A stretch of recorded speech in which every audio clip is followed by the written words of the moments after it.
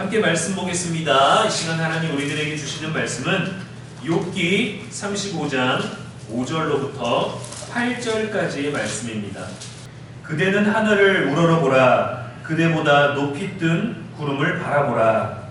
그대가 범죄한들 하나님께 무슨 영향이 있겠으며 그대의 악행이 가득한들 하나님께 무슨 상관이 있겠으며 그대가 의로운들 하나님께 무엇을 드리겠으며 그가 그대의 손에서 무엇을 받으시겠느냐.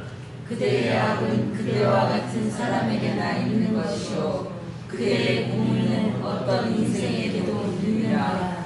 아멘. 이는 살아계신 우리 하나님의 말씀입니다. 이 시간 영향력은 어디로 흐르는가 라는 제목으로 말씀 전하겠습니다. 저는 예전에 날씨의 영향을 정말 많이 받았습니다. 날씨가 곧 저였어요. 이제 또 머리가 또 밤곱슬 머리여갖고 비가 오고 습한 장마 날씨가 되면 머리가 이제 철수세미처럼 꼬부라지고 그거를 거울로 제 모습을 바라볼 때 제 마음도 막 꼬부라집니다.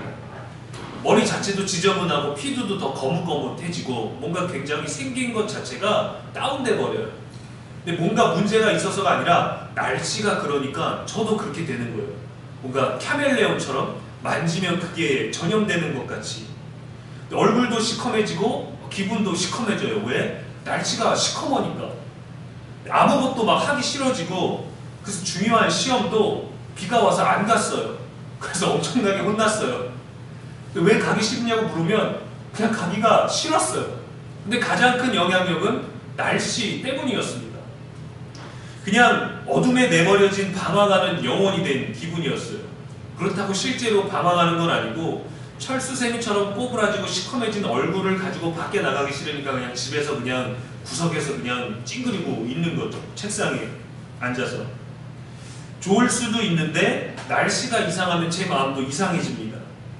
기분이 굉장히 별로였는데 날씨가 또 화창하면 뭔가 좋은 일이 생길 것 같은 그 기분 때문에 또 들떠요. 너무 가벼운 존재였어요. 지금은 크게 날씨에 신경 쓰지 않는데 20대 때는 왜 그렇게 날씨의 영향을 받았는지 모르겠습니다. 근데 반대로 저는 날씨에 아무런 영향도 주지 못합니다. 제 기분이 불편하다고 막 갑자기 제 위에 먹구름이 끼지 않아요. 제가 누구를 미워한다고 그 사람에게 천둥번개가 치지 않습니다. 제가 분위기 좀 좋게 차 좀 마시고 싶다고 바깥에서 운치 있게 지적지적하게 이렇게 비가 내리지도 않아요. 저는 날씨에게 아무런 영향도 주지 못합니다. 근데 신기하게 세차만 하면 이틀 안에 비가 와요. 이거는 뭔가 영향을 주는 건가 싶기도 할 때가 있지만 전혀 아니죠. 우리들의 삶은 어떠한 모양이든 누군가에게 영향을 받기도 하고 누군가에게 영향을 주기도 합니다. 클 때도 있고 작을 때도 있고 좋은 것도 있고 부정적인 것도 있고 그렇죠. 한 사람의 말과 행동이 주변 사람들에게 선하기도 하고 부정적인 영향을 주기도 합니다. 오늘 욥기 35장에 보면은 엘리후가 인간의 의와 악이 하나님께 직접적인 영향을 주지 못한다. 오로지 주변 사람들에게만 영향을 준다라고 말합니다. 6절에 보니까 그대가 범죄한들 하나님께 무슨 영향이 있겠으며 그대의 악행이 가득한들 하나님께 무슨 상관이 있겠느냐라고 말하고 8절에 보면 그대의 악은 그대와 같은 사람에게나 있는 것이요 라고 말합니다. 엘리후는 인간의 행위가 하나님의 본질에는 전혀 영향을 미치지 못한다고 말해요. 맞습니다. 우리가 우상숭배라는 하나님이 가장 싫어하시는 그 큰 죄를 범하면 하나님이 진노하시죠. 하나님 싫어하십니다. 그러니까 우리는 하나님의 마음을 살살 긁을 수는 있어요. 하나님 싫어하게 해야지. 하나님 기분 나쁘게 해야지. 그래갖고 그쵸 주일날 절에 다니고 우상숭배하고 그쵸 이슬람 사원 가서 알라신의 이름으로 막 기도하고 이런 거 하나님이 싫어하시지만 하나님의 정의, 하나님의 공의로우심, 하나님이 우리를 향한 사랑에는 전혀 영향을 끼치지 못해요. 또 그분의 법을 따르면 우리는 복을 받을 수 있죠. 성경에 있는 그 하나님의 복과 그 축복의 약속을 우리도 받을 수 있고 우리들에게 베푸십니다. 그런데 우리가 잘하고 못하고 이러한 것들은 하나님의 속성에는 전혀 영향을 주지 못합니다. 여전히 그분은 공의로우시고 사랑이 많으시고 은혜가 풍성하시고 거룩하시고 영원하시죠. 우리는 거룩하기를 원하지만 때로 경건하지 못하기도 하고, 오히려 의롭기를 원하지만 때로는 불의한 방법으로 살기도 하고, 우리는 사랑하고 싶고 사랑받고 싶지만 때로는 사랑받지 못해서 사랑하지 못할 때도 있고, 우리는 분노하기를 원하지 않고 다스리기를 원하지만 누군가 우리를 자극하면 그 분노보다 더 큰 분노로 나아가야 될 것 같을 때를 느끼기도 하죠. 우리는 정말 많은 영향을 받지만 하나님은 그러하시지 않으십니다. 그러고 그분은 우리의 어떠한 것으로 그분의 거룩함과 의로움과 자비로우심은 전혀 우리들의 것을 필요로 하지도 않으시고, 우리의 죄악으로 그분의 성품과 속성은 전혀 손상되지도 않으십니다. 인간의 행위는 그저 인간에게 다시 돌아올 뿐이에요. 내가 뿌린 대로 거두게 되는 것이죠. 성경은 이것을 자주 강조합니다. 고린도후서 11장 15절에 그들의 마지막은 그 행위대로 되리라 했어요. 선을 행하면 선이 오고 악을 행하면 악에 대한 심판을 받고, 사랑을 베풀면 줄 수 없는 마음, 줄 수 없는 여유, 줄 수 없는 형편일지라도 사랑을 주면 사랑을 심었기 때문에 사랑의 열매를 반드시 맺게 됩니다. 하나님은 자존하시기 때문에 저와 여러분의 어떤 특별한 행위로 높아지시거나 낮아지시지 않아요. 우리의 행위로 하나님의 그 어떤 결핍도 채울 수 없고, 그분은 결핍이 없으시고 우리의 그 어떤 것을 필요로 하지 않으십니다. 그런데 우리는 하나님의 영광을 반사시키는 존재예요. 우리가 자녀들을 향하여 뭐라 그럽니까? 부모의 거울, 또 그렇게 얘기하잖아요. 자녀는 부모의 거울이다. 자녀를 보는 것은 부모를 보는 것과 같다. 어떤 아이가 예의가 바르면 부모가 잘 키웠다라고 말합니다. 예의 없는 자녀를 바라보고 우리는 부모를 탓하고 그 아이만 못된 놈이야 라고 말하는 경우라면 부모에 대해서 잘 알고 있는 경우겠죠. 대부분은 하나를 통하여 우리는 다른 것들을 유치하려고 하죠. 스스로 빛을 내지는 못하지만 태양의 빛을 반사해서 밤을 밝히는 달과 같이 우리는 하나님의 영광의 빛을 하나님께로 받아서 세상에 비추는 존재예요. 우리 자체에는 빛이 없습니다. 우리도 빛이 필요하기 때문이에요. 우리도 빛이 없으면 어두움입니다. 근데 우리는 인생을 살면서 반드시 빛과 어둠 둘 중 하나의 영향력을 받게 돼 있어요. 빛을 받으면 빛의 영향력을 보내고, 어둠을 받으면 어둠의 영향력을 받습니다. 어둠의 영향력을 받고 빛을 비출 수는 없어요. 빛의 영향력을 받고 어둠의 영향력을 보낼 수도 없습니다. 우리는 하나님께 영향을 주기 위해서 존재하는 게 아니라 하나님의 영광을 세상에 비추고 나타내기 위해서 존재하고 있는 것입니다. 믿음 있는 자들이 이것을 깨닫고 고백할 수 있는 것이죠. 마태복음 5장 16절에 이같이 너의 빛이 사람 앞에 비치게 하여 라고 예수님도 말씀하셨어요. 우리의 행동은 사실 우리만의 것이 아닙니다. 세상을 창조하신 하나님의 것을 우리가 간접적으로 보여주는 거예요. 하나님께서 영광 받으시는 도구인데 하나님 자체를 변화시키지 못하기 때문에 우리는 하나님을 높여드리는 통로가 되는 거죠.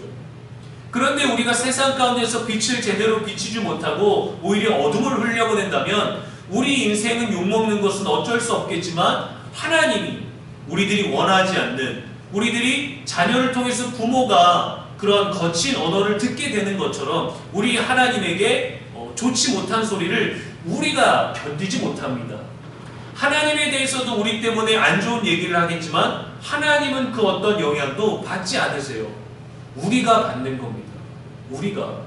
그래서 우리는 자녀 때문에, 부모 때문에, 형제, 친구, 동료, 회사, 모든 다양한 명분과 관계되어 있는 것 때문에 더 좋은 사람이 되고자 하죠.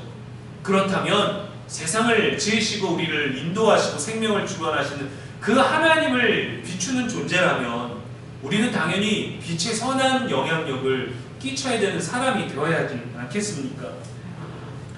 하나님께는 아니지만 우리는 이웃에게 의도한 대로, 선택한 대로 직접적인 영향을 줄 수 있어요.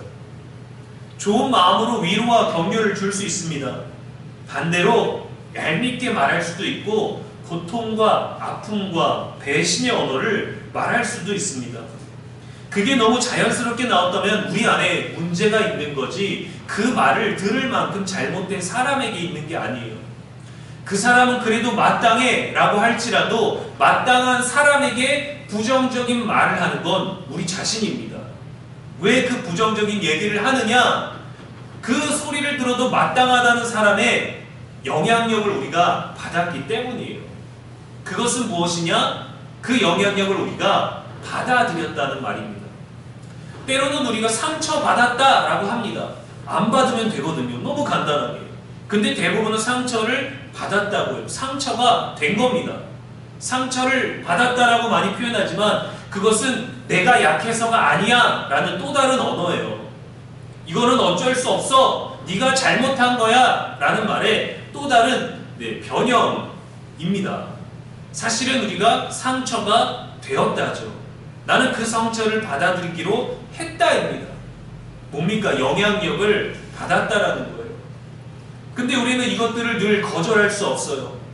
받고 싶지 않고 이 영향력에서부터 자유하고 싶고, 나는 이거를 선택할 수 있지만 선택할 수 없을 만큼 우리는 약해서 영향력을 받아요. 그래서 이 영향력들을 견뎌낼 수 있는 정확하고 명확한 진리와 지혜가 우리 안에 있어야 됩니다. 그게 바로 말씀이고 그게 바로 예수님이 우리들에게 보여주신 방법, 겸손과 사랑과 희생과 인내라는 거죠. 상처받기 싫어서 먼저 상처를 줘야 되고, 또 내가 영향력을 받기 싫어서 영향력을 먼저 주려고도 하죠. 우리의 어떤 친절, 선행, 솔직함, 진실, 나눔, 섬김은 우리 모두를 풍요롭게 만듭니다. 로마서 12장 18절에서도 할 수 있거든 너희로서는 모든 사람과 더불어 화목하라 했습니다. 예수님이 이 땅에 오신 이유예요. 하나님을 모르는 사람과 하나님을 거부하는 사람과 악독이 가득하고 방황하고 버림받은 마귀의 노예가 된 모든 사람들과 하나님과의 관계를 화목하게 하기 위해서 예수님이 우리들에게 선한 영향력을 끼치셨는데, 그것은 능력 있는 게 아니라 우리 눈으로 봤을 때는 아무 능력도 없는 희생이었습니다. 희생이 없이는 얻을 수가 없어요. 친해지고자 한다면, 사랑하고자 한다면, 잘 지내고자 한다면, 문제가 없길 바라고자 한다면 누군가는 희생해야 됩니다. 우리는 그 어떤 것도 희생하지 않았습니다. 희생하고 싶지 않았고 희생의 의미를 잘 몰랐어요. 우리의 가족들, 가정, 자녀를 위해서는 할 수 있지만 인류를 위해서는 망설임이 있을 것입니다. 그런데 우리는 엄청난 영향력을 그분으로부터 받았죠. 그분이 우리를 위한 화목을 통해서 찢어지고 아파하셨고, 우리는 그분을 통해 이웃에게 화목한 존재가 되어야 합니다. 하나님의 빛을 비추어야 되는 거죠. 부모의 선행이 자녀에게 건강한 배움이 됩니다. 이웃을 향한 안부와 친절한 인사가 서로를 화목하게 합니다. 전에는 1년에 몇 번 명절 빼고는 잘 보지도 않던 친척보다, 피를 나눈 친척보다 이웃사촌을 더 가깝다라고 했잖아요. 골목에서 놀다가 어른들 만나면 인사하고 먹을 것도 나눠주시고, 실수하고 무리하면 타이르기도 하고, 그렇게 무서워서 호랑이 아저씨도 있고, 감나무집에 호랑이 할머니도 있고, 집에 부모님이 안 계시면 어린 아이들을 걱정돼서 집에 데려가서 밥 먹여서 부모님 올 때까지 데려다 주시기도 하고. 그런데 지금은 남의 아이를 타이르거나 남의 아이가 걱정돼서 집으로 데려가면 정말 큰일 나죠. 신고당하죠. 이웃의 친절까지 경계해야 되는 무서운 시대가 되었습니다. 우리의 정은 메말라가고 세상은 강팍해졌죠. 무섭고 냉랭하게 변했습니다. 이렇게 서로 영향을 주고 받는 거예요. 선행을 하고 선이 돌아와야 되는데 선행을 하고도 고소가 되고, 남자가 여자를 도와주면은 나를 성추행했다고 또 무고죄 신고를 당하기도 하고, 너무도 어렵지 않습니까?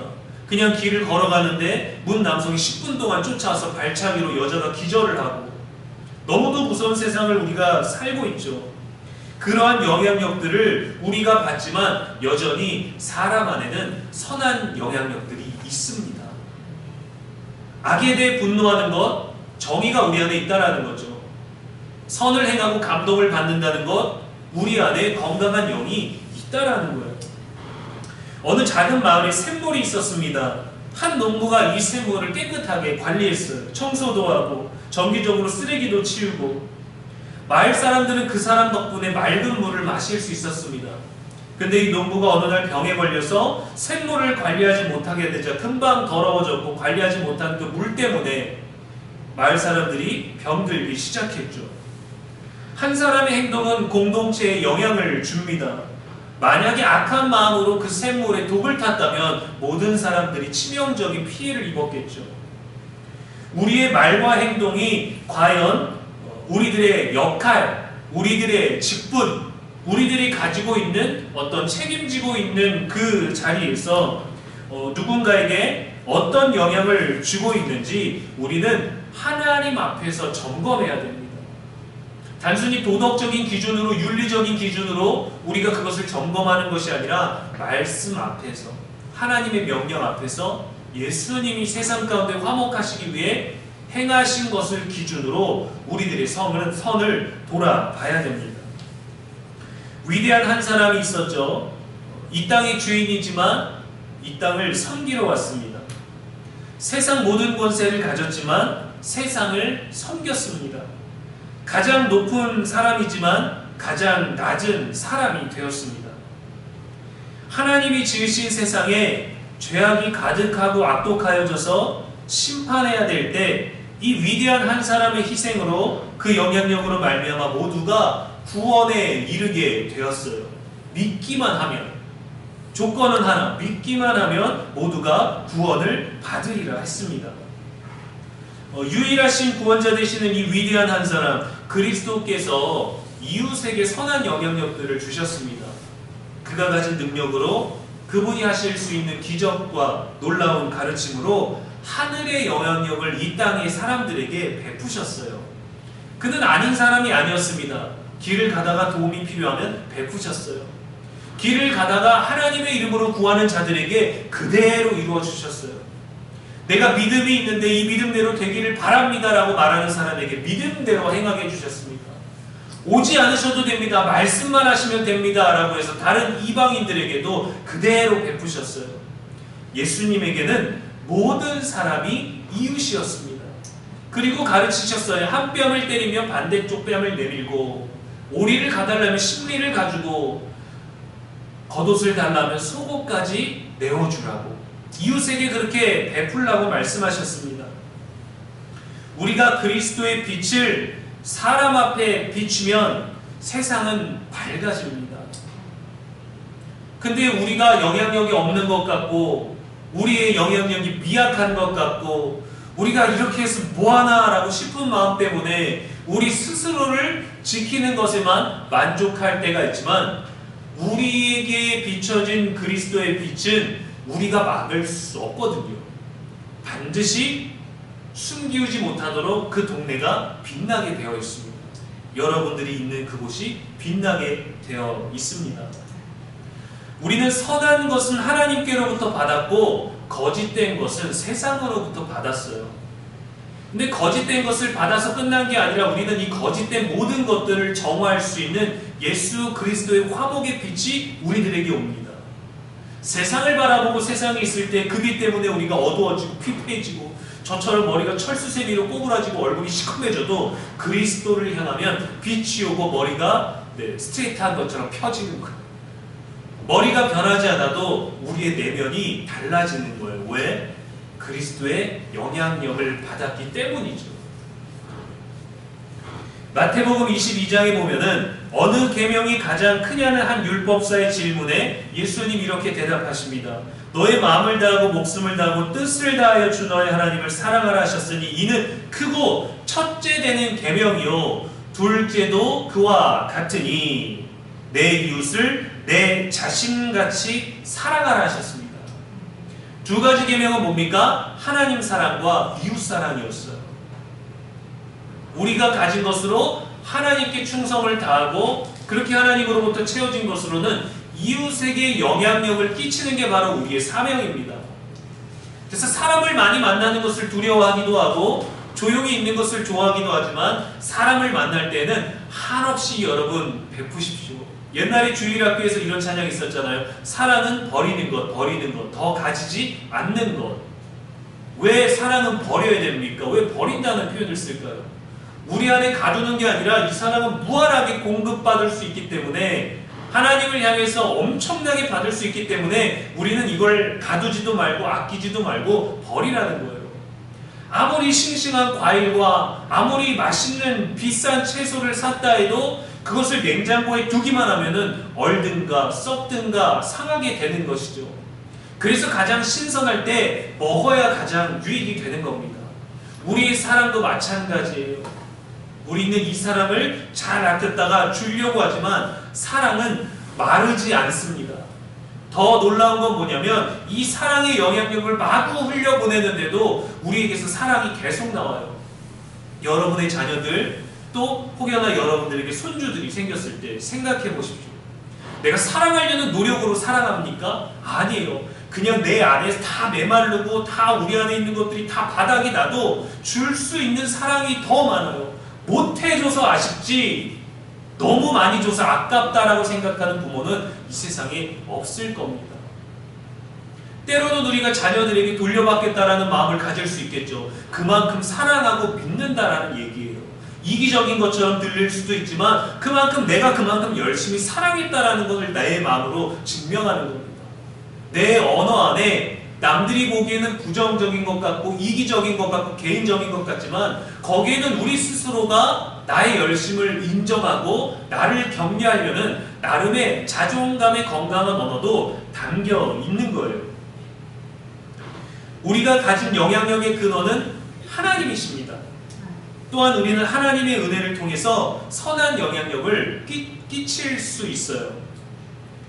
우리의 능력과 선함은 하나님의 은혜로부터 오는 것이지 우리가 많이 가져서 많이 주고 적게 가져서 적게 베푸는 게 아닙니다. 직분이 올라가면 많이 줍니까? 아니에요. 전 목사인데도 여기 높은 단상에 있는 속이 얼마나 좁은데요. 얼마나 아끼는데 막내라서 또 제 것만 얼마나 더 열심히 챙기는데요. 나눠줄 수 있는데도 없는 것처럼 얼마나 그랬는데요. 우리에게는 저처럼 소극적이고 소심해도 안 내어주려고 하고 욕심을 많이 가져도 우리 안에 선함과 사랑은 하나님으로부터 오기 때문에 세상을 향해서 모르는 이웃을 향해서도 얼마든지 베풀 수 있습니다. 현실은 변하지 않지만 소망과 용기를 줄 수 있죠. 그렇게 하나님께는 영광이 되고 사람들에게는 유익을 준다는 사실을 기억해야 됩니다. 제가 초등학교 시절에 반지하에서 계속 살다가 이제 가난에 대한 이제 의식이 있었던 것 같아요. 어렸을 때는 그냥 엄마 아빠만 있으면 되고 우리 집이 거기니까 괜찮았는데 한 초등학교 고학년이 되니까 가난에 대한 우리 집은 가난하구나, 반지하에 사는 건 돈이 없는 거구나, 잠깐 불편한 게 아니라 우리는 계속 반지하에 사는구나 라는 인식이 오게 됐을 때 부모를 위해서 내가 뭘 할 수 있을까? 아무것도 할 수가 없죠. 그래서 그 인식이 있어서 그랬는지 종이에다가 엄청난 금액의 액수를 적어서 엄마를 드린 적이 있어요. 엄마 용돈에 하고 줬어요. 어린아이에게는 미안하기도 하셨겠지만 기분은 좋으셨겠죠. 제가 컸을 때에도 결혼했을 때도 그때의 말씀을 하시는 것을 보면은 아주 뿌듯하셨던 것 같습니다. 숫자 개념도 없는 아이가, 돈에 대한 개념도 없는 어린아이가 엄마 쓰라고 나름 엄청나게 큰 금액을, 동그라미를 엄청 많이 적었고 거기에다 나름 은행의 이름까지 적어가지고 백지수표라고 해서 준 거예요. 엄청난 돈이니까 평생 쓰라고. 이 작은 행동에 부모의 마음은 기쁨이 됩니다. 그러나 부모의 삶과 우리들의 현실을 바꾸지는 못했지만 나름대로 그 어린아이가 줄 수 있는 영향력을 주는 거예요. 기분이 좋죠. 본질은 바뀌지 않습니다. 제가 그거를 뒀다고 그걸 은행에 가지고 가서 우리가 뭐 2층으로 올라갈 수 있는 건 전혀 아니에요. 그러나 어머니가 아들에게 받은 내면의 응원과 격려는 다른 것이었죠. 실로 영향력은 엄청난 거예요. 몇 년 전에 저희 첫째가 요만한 엄지손가락만한 주황색 종이를 동그랗게 잘라가지고 저한테 글씨를 써서 줬어요.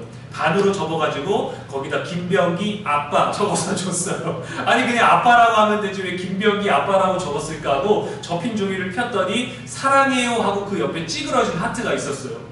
근데 그게 얼마나 기분이 좋고 그게 얼마나 힘이 되고 내가 얼마나 열심히 정직하게 살아야 되는 이유가 갑자기 내면에서 막 솟구치는 거예요. 그렇다고 제가 몰랐던 성경이 갑자기 열리고 몰랐던 독일어를 읽게 되고 몰랐던 헬라어가 갑자기 막 눈에 보이게 되고 갑자기 막 그 설교하다가 방언이 나오고 공중부양하면서 여러분을 막 치유해주고 이런 능력 전혀 생기지 않았습니다.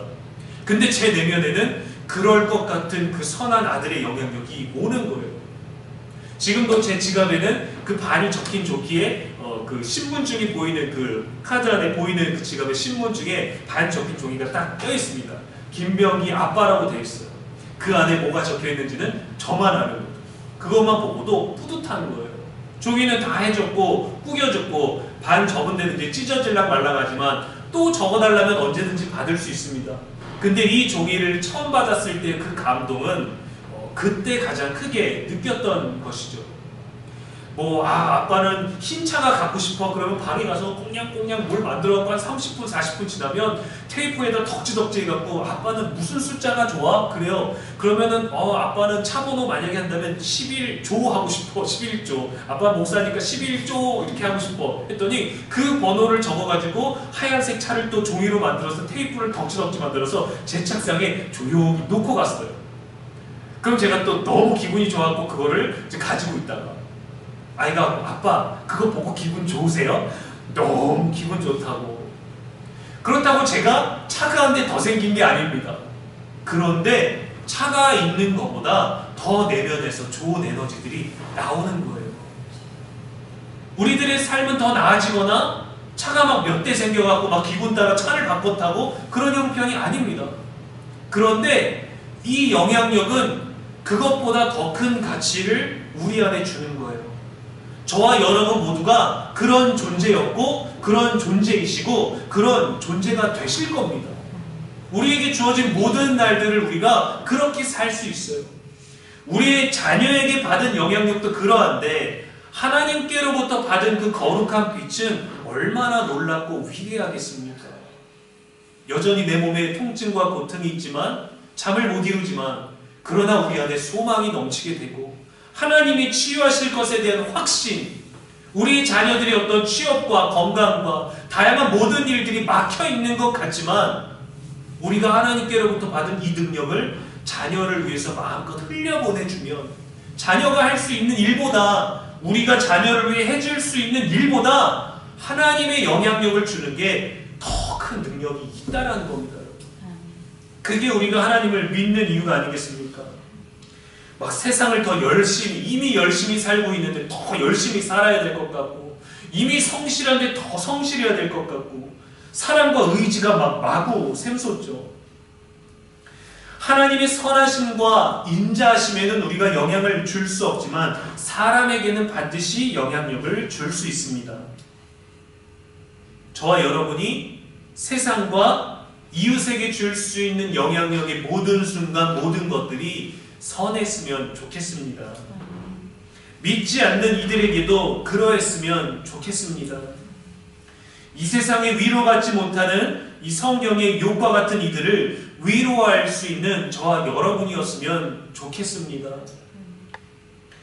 하나님의 속성과 본질을 바꿀 수는 없지만 우리가 이웃에게 흘러가게 하는 선한 영향력으로 하나님도 기쁘시게 할 수 있었으면 좋겠어요.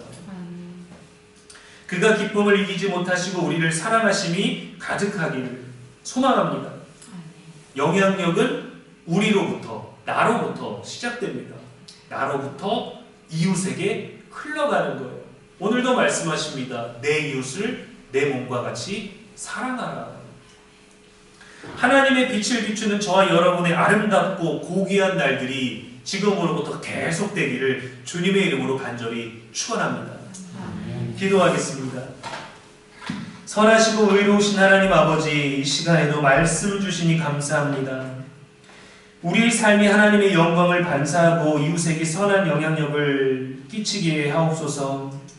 우리의 빛을 세상에 비추되 주의 빛을 비추게 하여 주시고, 나의 감정의 변화에 따라 사람들을 혼란스럽게 하지 아니하게 하시고, 오직 성령에 사로잡혀 굳건한 믿음으로 흔들림 없는 사랑과 진실과 정직으로 우리에게 주신 삶의 기회를 최고로 아름답게 살게 하여 주옵소서.